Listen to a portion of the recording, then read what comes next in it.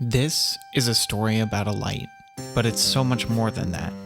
It's my valued thoughts on the light. The light in question?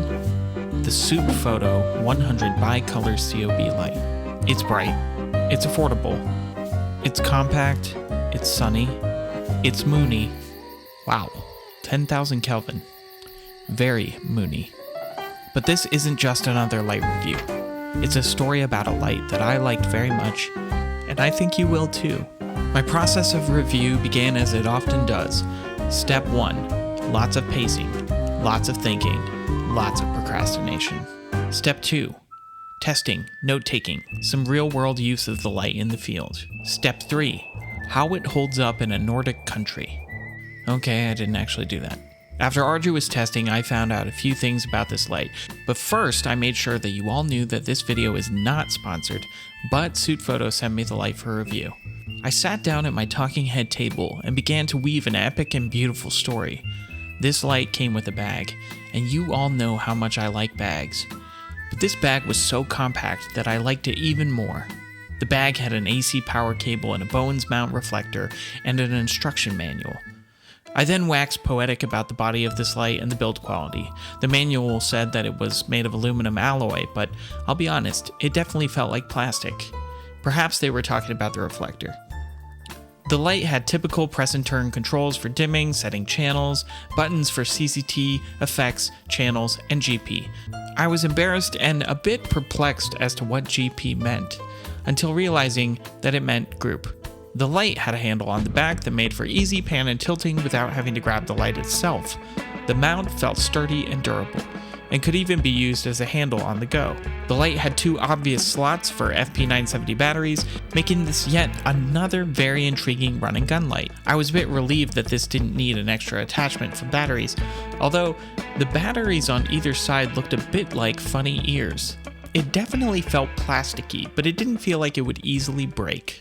This light was bright, like really bright, with the ability to dim from 0 to 100% or 10 to 100% when using effects.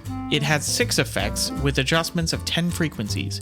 You might be thinking, that's not many, but honestly with bicolor lights, effects all look the same, and you all know how much I don't care about lighting effects on non-RGB lights. The light had 6 groups or 12 channels of wireless remote control. The SUTEFOTO 100 also had CRI and TCLI ratings of 96 and 95, making colors look snazzy and reducing time in the color grade. And you're probably thinking, what is this light from the 90s? No app? Wrong. There is an app. It's very straightforward.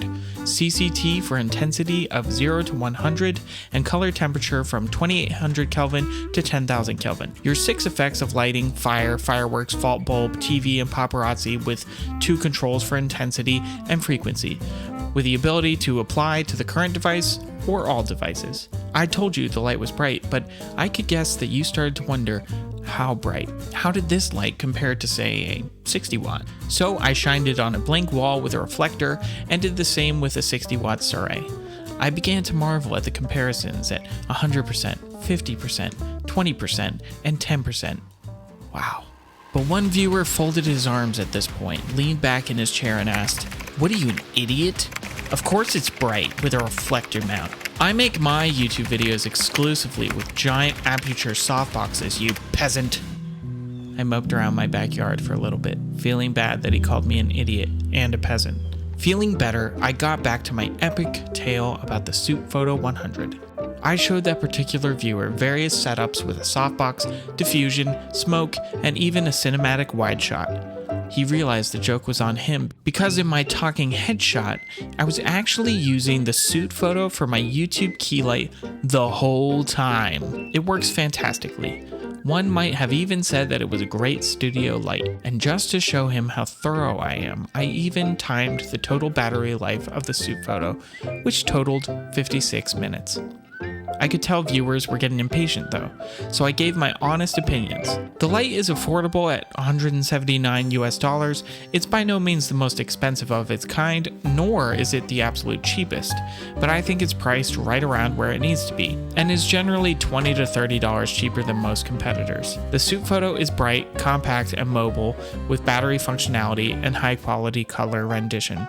Its primary flaws are a plasticky build and a screen that's very difficult to see in bright lighting conditions. I concluded my epic tale by telling you that I think this light is one that I would recommend if you are looking for a budget studio or run and gun battery operated light. I myself even used it for a photography shoot yesterday, and it was splendid. After switching off my camera and catching my breath because talking on camera is exhausting for some reason, I then sat on the couch, hoping that if you liked this video or found it useful, that you would consider subscribing to my YouTube channel, clicking the bell, and sharing the video.